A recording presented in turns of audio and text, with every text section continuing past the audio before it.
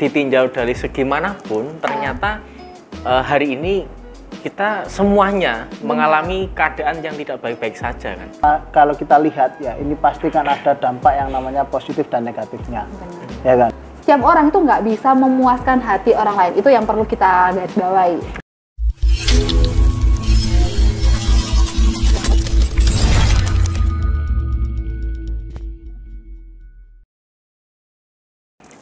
Baik, assalamualaikum warahmatullahi wabarakatuh. Bersama dengan saya Muhammad Khaliful Umam, dan di samping saya ada siapa? Muhammad Furqan Wahyudi. Dan di sampingnya lagi ada Isna ini Lucia. Di saat kedua orang dan ditambah saya ini bersatu, maka akan ada fenomena apa? Pastinya nanti kita ngobrol yang bermutu nih. Nah, ngobrol yang bermutu. Kalau Mas Furqan? Kalau kita sudah bertiga berkumpul, berarti harus ada pembahasan yang luar biasa. Oke, dan saya sendiri di saat kita menyatukan frekuensi, maka harus memunculkan sebuah inovasi, sebuah produk, sebuah hal yang ini nanti bisa mempengaruhi banyak orang. Maka hadirnya kita tentunya tidak lain dan tidak bukan menjadi salah satu media, menjadi salah satu lantaran untuk bisa mudah-mudahan nanti bisa di-share ke teman-teman yang lain supaya kita nanti bisa mendapatkan ilmu, informasi, hal-hal yang lain.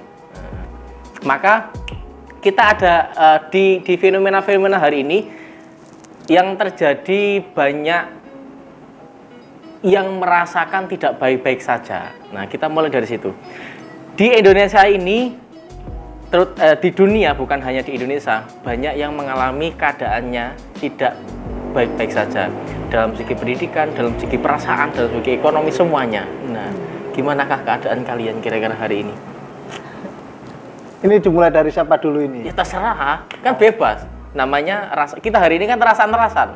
Oke, rasan-rasan. Mungkin dimulai dari Furqan aja dulu deh. Oke, jadi kalau kita berbincang di era saat ini ya kan, kita ngomong kalau dunia pendidikan saat ini sudah dirasa apa namanya, gerak pendidikan ini sangat terombang-ambing ya Mas ya. Wow, terombang-ambing. Iya, seperti berarti kan sangat melelahkan. Sangat melelahkan, ya kan. Karena beberapa fenomena ya kan, khususnya untuk di dunia pendidikan ini ya kan. Kemarin ada yang namanya di masa pandemi COVID-19 ini ya kan. Ini kalau di dunia pendidikan ya Mas, ini muncul berbagai teori-teori yang baru, bahkan yang sampai di level paling tertinggi ini kok sampai muncul kurikulum yang terbaru ini ya. Wow. Dinamakan dengan kurikulum adaptif. Ini adalah kurikulum yang diciptakan khusus di masa pandemi. Iya. Hanya di masa pandemi. Hanya di masa pandemi. Kalau pandeminya sudah selesai berarti sudah tidak berlaku. Sudah tidak berlaku kalau saya Atau rasa. masih tetap bisa dilakukan? Secara adaptif mungkin? Kalau dirasa nanti masih relevan digunakan ya tetap digunakan kan. Karena saya ngomong kenapa kok ini adalah puncaknya ya kan. Karena di kurikulum adaptif ini Mas ya kan. Ini tuh dia menggabungkan dua pembelajaran ya kan. Yang disebut dengan blended learning itu kan ya, yaitu pembelajaran di abad 21, yaitu menggabungkan antara pembelajaran yang tatap muka dan secara berjauhan gitu. Dimana di saat kita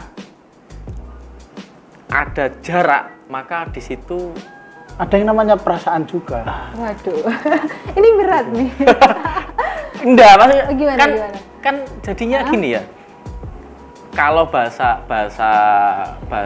anak mudanya yang mengalami perasaannya ini lagi naik, maka kan ada yang namanya LDR. Iya. LDR. Wong LDR itu gimana perasaan sampai Mbak ketika LDR? Kenapa kok jadinya bahasnya perasaan ya? Karena di masa pandemi ini kan kita nggak bisa bertemu kan? Bener-bener. Ini saja kita bertemu karena terpaksa dan harus ada protokol yang harus kita lakukan. Benar. Ini tadi sudah melakukan A, B, C sampai Z, sehingga ya hari ini kita nggak maskeran, ya nggak apa-apa karena kan posisinya kita sudah steril gitu. Benar banget. Kalau di masa kayak gini ya, antara mungkin muda-mudi yang paling ngerasa itu karena kebucinan nih, nggak bisa ketemu satu sama lain kayak gitu ya. Karena PPKM juga ke sana dibatasin, ke sini dibatasin, makan aja 20 menit udah kayak iya kan? Udah berasa kayak sekarang Satpol PP itu ada meme kemarin. Sekarang Satpol PP itu tugasnya tidak hanya ngobrai tapi memberikan waktu makan 20 menit. Bener-bener. Banyak sekali meme yang kayak gitu dan apa ya, ini benar-benar challenge sih bagi teman-teman yang muda-mudi yang lagi kasmarannya banget buat ketemu. Jadi harus pinter sama kayak pendidikan juga harus adaptif dari teman-teman yang muda-mudi yang kasmaran juga harus perlu adaptif nih. Banyak teknologi-teknologi yang harus digunakan kayak gitu. Ya emang sih mungkin boros di kota kali ya. Tapi ini cukup membantu juga sih, meskipun ya masih kangennya itu nggak bisa ketemu yang langsung gitu. Efek LDR tadi ya? Iya benar, efek LDR.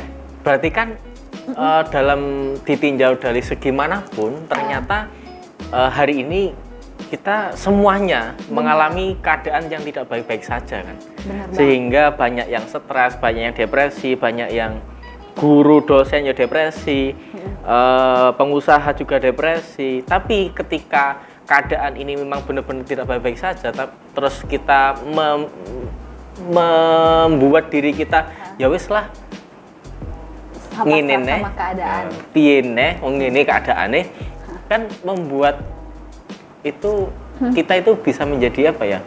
Kira-kira bisa lebih fresh nggak sih? Jadi gini Mas, ini kalau saya melihat dari perspektif pendidikan ya. Jadi adanya wabah ini pun kalau kita lihat ya, ini pasti kan ada dampak yang namanya positif dan negatifnya. Ya kan?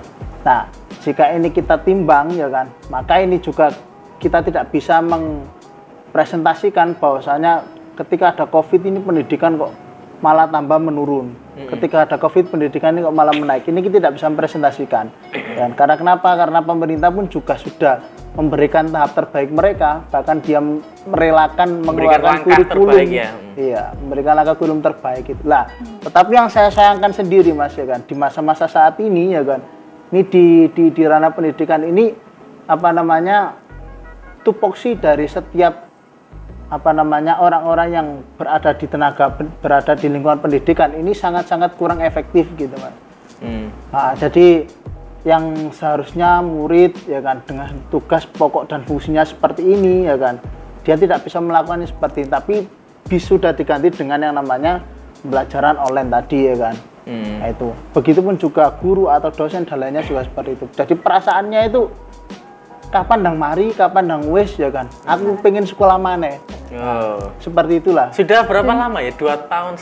Iya kan, ya? Dan ini juga PR bagi ibu-ibu rumah tangga yang punya anak nih. Benar-benar saya kayak ngerasa kasihan. Punya adik nggak?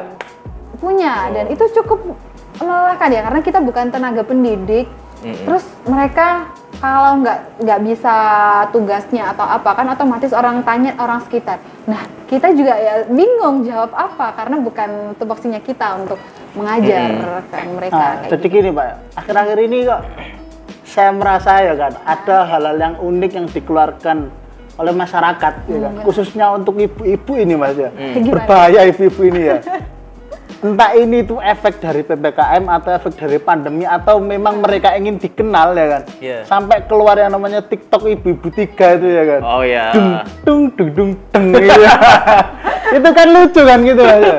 Nah, itu mungkin untuk menjadi penyemangat mereka, menambah imun mereka atau bagaimana kan untuk menghibur masyarakat. Nah, itu salah satu cara untuk meningkatkan imun kita juga kan gitu. Berarti intinya kan dalam keadaan terpuruk pun ini kita itu bisa menjadikan sebuah pembelajaran. Contoh misalkan guru hari ini berarti harus bisa beradaptasi dengan kondisi hari ini agar kita bisa tetap menjalani kehidupan. Di saat kita depresi kok malah tambah nemen, ikut depresi, ikut mengalir dalam keadaan yang tidak baik-baik saja, akhirnya kita akan terjun dan tidak bisa ngapa-ngapain. Tapi di saat kita mau adaptif dengan kondisi seperti ini, mau belajar, oh ya wis lah, ya disyukuri kayak gini ki, ditinggal dekne ya wis disyukuri berarti dekne nggak baik gawe aku. Contohnya kan gitu ya. Piye Mbak, piye. Waduh. Kalau masalah perasaan saya belum pernah ya Mas ya. Mungkin yang lebih apa namanya spesifik ya kan.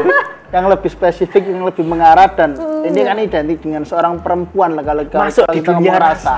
Iya, sebenarnya tuh padahal untuk kalau soal perasaan itu nggak cuma perempuan loh. Betul. Laki-laki tuh juga pernah ada masa galau-galaunya, istilahnya kayak gitu kan ya. Loh, super Duh, benar, Mbak. gini, Gimana? di saat misalkan contoh ya, saya ngechat gak dibalas-balas, itu ya kan laki-laki dengan wanitanya kan jelas merasakan, wah kurang ajar gitu. Itu cowok kan Itu kan cewek. salah satu perasaan toh. Ah gitu. Ha. Iya kan?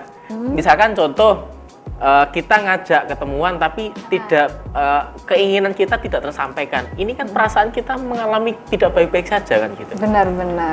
Contohnya lagi misalkan tadi jenengan ini contoh saja ya, bukan kenyataan. Misalkan sampai jatuh cinta dengan dia. Wis menjalani hubungan ternyata ditinggal wong liyane. Kan keinginan kita untuk bersama dia kan gagal. Nah, ini mengakibatkan kita depresi. Contoh lagi, kita mau sekolah, tapi karena pandemi sehingga kita nggak bisa sekolah, berarti kan keinginan kita gagal.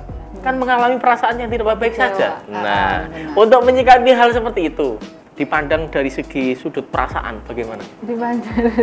Dipandang dari sudut perasaan ya. Ya mungkin kalau aku pribadi ngerasa dari teman-teman yang mungkin di posisi seperti itu memang atau ada sampai rasa ada kecewa. kisah tersendiri, Kalau kecewa. kisah tersendiri sebenarnya enggak ya. Alhamdulillah bersyukurnya enggak ya gitu. Nggak pernah dikecewakan? Iya. Ya kayaknya lumrah sih bagi perempuan ataupun laki-laki itu pernah ngerasa kecewa ke lawan jenisnya gitu kan ya. Tapi yang perlu digarisbawahi bahwa kita nggak setiap orang itu nggak bisa memuaskan hati orang lain. Itu yang perlu kita garisbawahi. Setiap orang itu tidak bisa memuaskan hati orang lain. Maksudnya seperti apa? Maksudnya setiap tingkahku misalkan nih, aku sama Furkon. Furkon belum tentu bisa selalu setiap hari, setiap jam itu nyenengin aku. Ya, kayak Sampean gitu. mau dibahagiakan sama Furkon? Enggak, ini konteksnya cuma contoh. Contoh ya. Aja cemburu. Halo para jombloers ya, jangan ada rasa cemburu ya. Gitu. Jadinya kalau aku pribadi ngerasa mungkin kalau kecewa bisa dialihkan ke yang lain, misalkan dengan bakat-bakat kita. Di pandemi ini memang kita, misalkan saja kita nggak bisa ketemu sama si ex kita, si doi kita gitu kan. Alihkan aja dengan kreativitas kita. Misalkan kita bikin TikTok, yang saat ini TikTok itu bukan cuman hal-hal yang joget-joget doang ya, tapi bisa kayak menghasilkan hal-hal kayak jualan, hal-hal yang kayak gitu bisa bermanfaat lah bagi diri kayak gitu. Paling tidak bisa menambah imun tadi, kayak contoh ibu-ibu tadi. Ternyata orang yang melihat kan guyu dewe kan ya. Iya, Ketika benar-benar. melihat TikTok ada perasaan senang tersendiri. Oh, ibu-ibu sampai kayak gini dan membuat kita bahagia meskipun kadang sedih ndelok TikTok terus. Kan menambah imun kebahagiaan kita. Benar banget. Itu kan salah satu bentuk mengatasi ketika atau di saat kita dikecewakan, di saat kita mengalami kondisi perasaan yang tidak baik-baik saja. Nah, sekarang yang sedang daftar S3. Aduh. Iya, saya. Ini cukup keren sih. Keadaan sampean gimana ya? Kalau saya Kondisi seperti ini banyak dikecewakan oleh dosen atau gimana? Waktu misalkan bimbingan tesis ya. Mas, di nanti chat. ada yang dosen yang lihat nih, Mas. Iya. Dosen sampean. Enggak, misalkan gini. Gimana? Saya juga sering di apa ya? Dicurhati sama teman-teman yang hari ini sedang menyelesaikan tesisnya. Mas, aku ini ngechat dosen bolak-balik tapi gak tahu direspon. Mas, aku ini dan seterusnya. Ini kan mengalami perasaan yang tidak baik-baik saja akhirnya kan. Oke, jadi seperti ini Mas. Nah, untuk Mungkin itu mengatasinya gimana?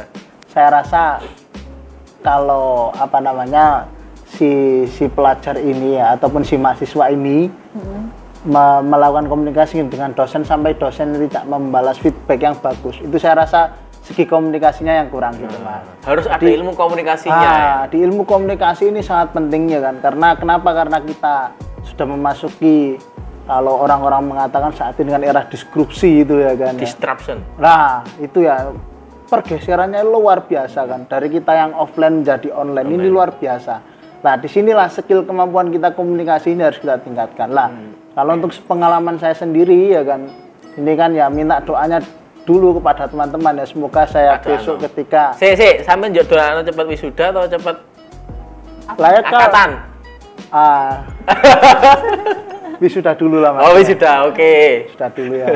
Jadi itulah. Saya rasa kalau ngomong di dunia pendidikan saat ini memang terombang-ambing gitu Mas.